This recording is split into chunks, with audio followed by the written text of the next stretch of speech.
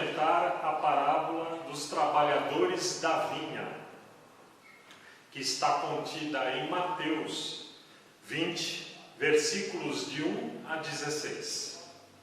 O proprietário de uma vinha sai cedo pela manhã para contratar trabalhadores, combinando o salário de 1 denário pelo dia. Ao longo do dia, às 9, ao meio-dia, às 3 da tarde e até às 5 da tarde, quase ao final da jornada, ele contrata outros, prometendo pagar o que for justo. Ao entardecer, ordena ao administrador que pague a todos, começando pelos últimos e terminando pelos primeiros. Afinal, ele não tinha nada a esconder. Todos recebem exatamente o mesmo valor, 1 denário. Os que trabalharam o dia inteiro reclamam, alegando que suportaram o peso do dia e o calor, enquanto os últimos trabalharam apenas 1 hora. O dono da vinha responde a um deles: amigo, eu não te fiz injustiça. Não combinaste comigo 1 denário? Toma o que é teu e vai-te. Quero dar a este, o último, o mesmo que a ti. Não me é lícito fazer o que eu quero com o que é meu? Ou é o teu olho mau porque eu sou bom? Jesus retirava suas parábolas do contexto real em que vivia. A Palestina de sua época era marcada por uma profunda desigualdade social.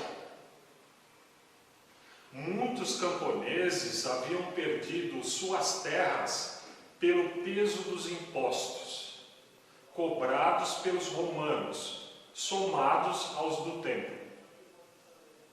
Para não morrerem de fome, esses camponeses iam à praça da aldeia ao amanhecer, na esperança de que algum proprietário de terra os contratasse por um dia.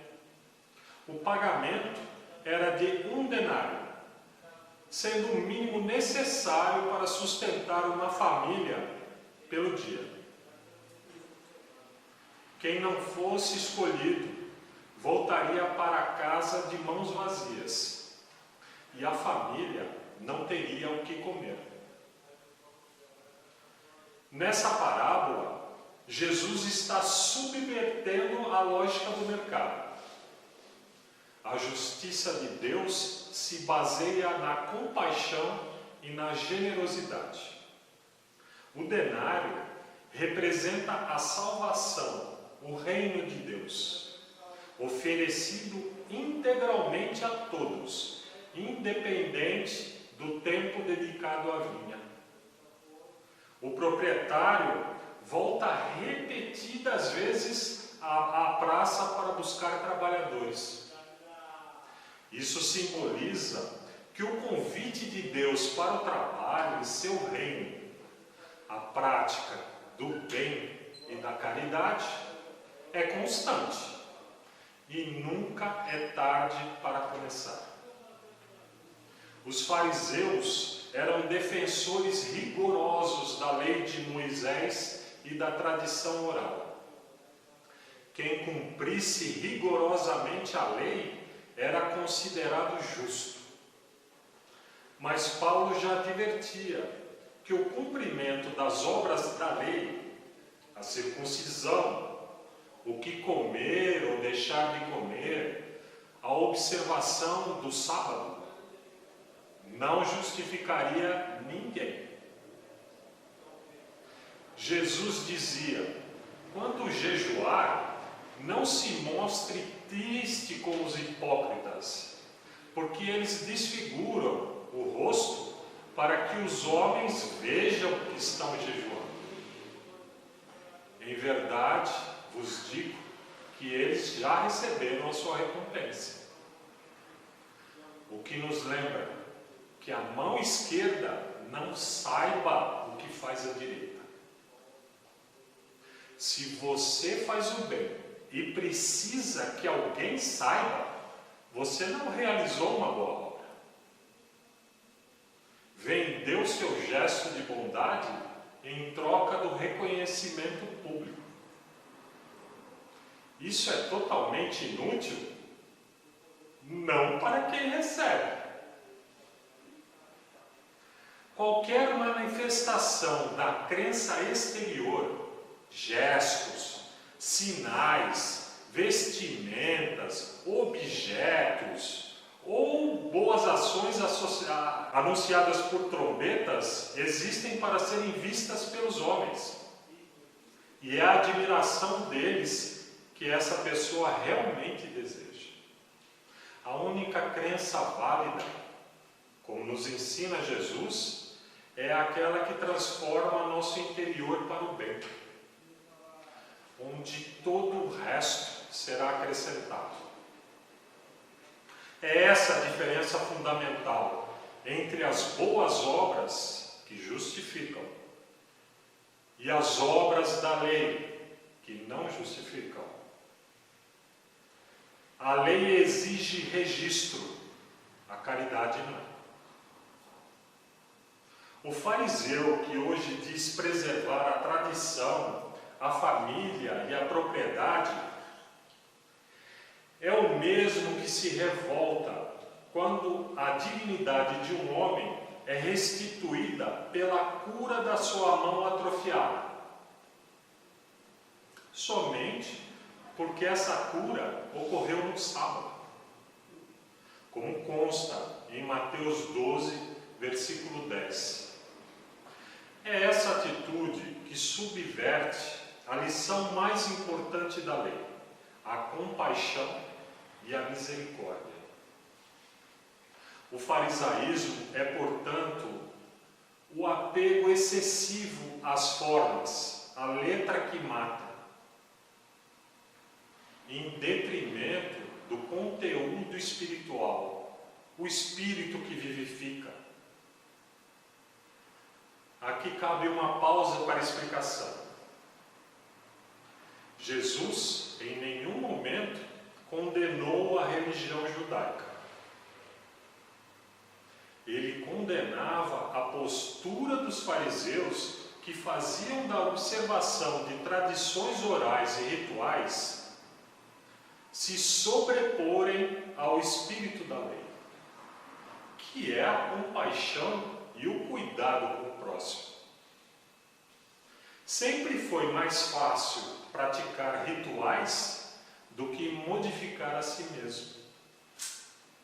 O próprio Jesus afirmou: não pensem que eu vim abolir a lei ou os profetas. Não vim abolir, mas cumprir. Ao afirmar que a lei era boa, Jesus reafirmava que o caminho da evolução espiritual passa pelas orientações morais contidas pelos profetas e mensageiros enviados por Deus. O que ele condenava era a postura humana que se perdia em minúcias rituais, esquecendo que o objetivo da lei é sempre a transformação do homem velho no novo. Nós bebemos da fonte do judaísmo. Paulo de Tarso afirmou que o tropeço de Israel não foi um acidente, mas fazia parte dos planos de Deus. Se os judeus tivessem aceitado Jesus como Messias, nós hoje não teríamos ouvido falar dele. A recusa de Israel abriu caminho para que a mensagem do Messias não ficasse restrita às suas fronteiras. Como os apóstolos enfrentaram a rejeição nas sinagogas, eles levaram o Evangelho aos gentios. E a Boa Nova deixou de ser um movimento messiânico do judaísmo para se tornar uma fé missionária mundial. Precisamos parar de fazer comparações entre as religiões. A ideia de que uma religião precisa ser melhor do que as outras para ser verdadeira é um dos maiores obstáculos para a paz e o entendimento mútuo. Pelos seus frutos os conhecereis. Se o objetivo da religião é transformar o ser humano em alguém mais paciente, honesto e útil à coletividade, então o valor da crença não está na doutrina, mas na transformação que ela produz no caráter do indivíduo. Da mesma forma que não existe um idioma melhor que o outro, todos eles podem expressar o amor e a verdade. Não podemos afirmar que existe uma crença melhor do que a outra. Os idiomas, assim como as crenças religiosas, dependem da cultura, da história e do contexto em que surgiram. As religiões são as formas que a humanidade encontrou para traduzir a experiência do sagrado. O que importa é a capacidade de cada indivíduo, dentro do seu próprio idioma, de traduzir esses conceitos em ações de caridade, perdão e evolução moral. Kardec fez essa pergunta aos espíritos: qual a melhor religião? É aquela que faz o maior número de homens do bem e menos hipócritas e pseudo-sábios que pregam a discriminação, a intolerância e a divisão entre os filhos de Deus. O progresso moral ocorre em diferentes velocidades e ritmos. A melhor religião é aquela que melhor atende às necessidades do indivíduo, no momento evolutivo em que ele se encontra, extraindo dele o seu melhor potencial. O Espiritismo não prediz o futuro. Ele ilumina o presente para que possamos construir o amanhã melhor. O foco absoluto do Espiritismo é a reforma íntima, o autoconhecimento e a prática do bem no momento presente. Viver o hoje e o agora sob a ótica espírita significa entender que cada pensamento, sentimento e ação atualmente é a semente do que colheremos amanhã, transformando o momento presente num único espaço real de atuação e transformação espiritual. Após a morte, muito pouco poderemos fazer, a não ser nos preparar novamente para fazer uma nova tentativa. O Espiritismo, propriamente dito, não é uma religião. Ele não veio para converter as pessoas de outras crenças, mas para oferecer um entendimento mais claro, que torne mais fácil a compreensão dos ensinamentos de Jesus, fazendo relembrar aquilo que já havíamos esquecido. As crenças não devem disputar sobre quem dispõe do melhor entendimento, mas sim fazer uma comparação colaborativa. Como podemos crescer juntos?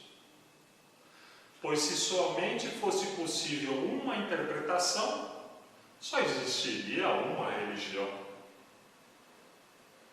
O mapa não é o território. A religião não é Deus. Ela é o mapa que nos auxilia a chegar até Ele. O Espiritismo é o mapa que eu escolhi para usar, mas respeito que outros usem mapas diferentes. Não estou aqui para dizer que a doutrina espírita é melhor que as outras crenças. Estou aqui para perguntar o quanto esta ideia te torna uma pessoa mais justa. O quanto ela te ajuda a ser mais paciente e caridoso. Se a ideia nos torna pessoas melhores, ela é útil. Mas se nos torna arrogantes, ela está sendo mal interpretada. Retomando, para o fariseu ou conservador da atualidade, a tradição torna-se um filtro que exclui tudo o que é novo e diferente. A família que defendem é com frequência somente a sua própria. Ao agirem assim, essas pessoas criam uma espécie de bolha social, dentro da qual se sentem protegidas e justificadas. O problema é que quando a marginalidade ou a pobreza batem à porta ou se tornam visíveis, elas são vistas frequentemente não como produto de uma sociedade falha que nós precisamos modificar, nem como uma oportunidade para praticar a caridade que Jesus nos ensina, mas como ameaça à ordem que elas tanto prezam. Muitos chegam até a apoiar políticas de extermínio executadas por uma polícia que atua à margem da lei, o que costuma vitimar desproporcionalmente populações vulneráveis e moradores de periferia, sem resolver de fato o problema da criminalidade. Tanto no tempo de Jesus quanto hoje, o risco de quem defende esses valores é acreditar que a propriedade e a tradição os tornam moralmente superiores aos outros. Todo aquele que defende esse movimento corre o risco de repetir a oração do fariseu: graças a Deus não sou como eles. É o exemplo perfeito de como a defesa de princípios pode se transformar em soberba.